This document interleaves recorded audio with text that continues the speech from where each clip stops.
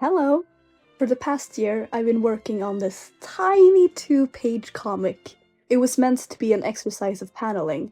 I've never really done comics before, except for some very few exceptions that are more like slideshows or collages than comics. I really like to be intentional with my art in terms of storytelling. This includes making the most of my chosen storytelling medium.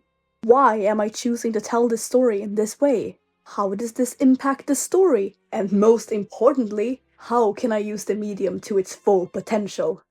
I plan/hope to take on a longer comic project in the future, and so I needed to practice using this medium. This is that. At last, finished.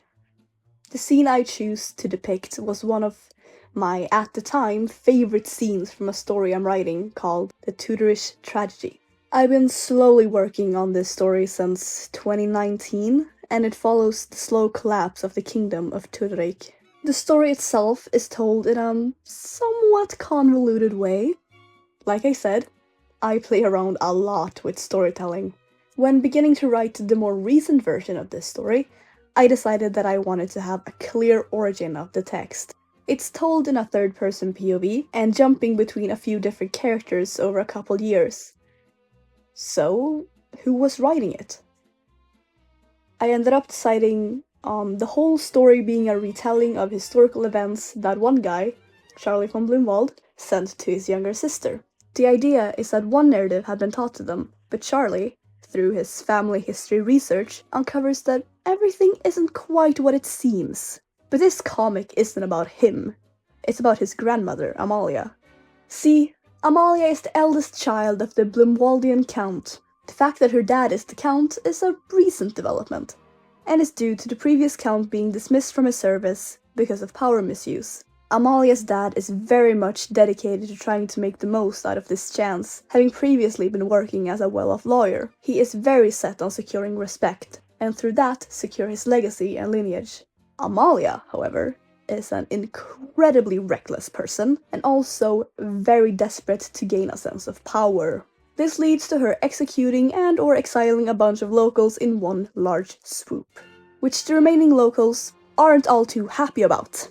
Especially unhappy is Fatima Jassim, who, after getting straight up taunted by a quite delirious Amalia, punches her in the face so hard that her teeth are pretty much permanently crooked.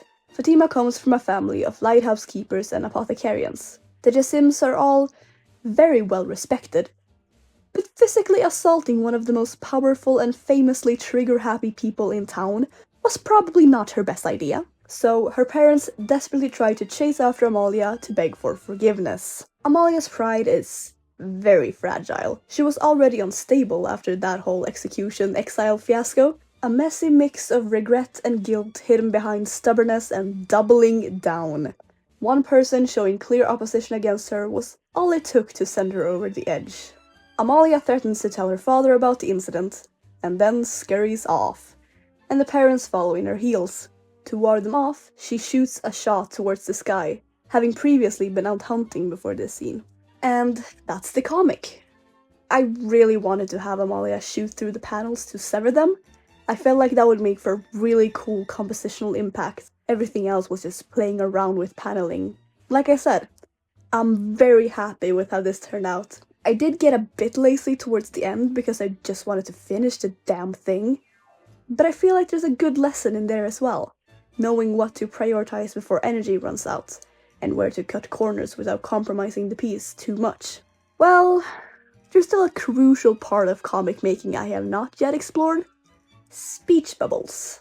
But that shall have to wait another day. Bye!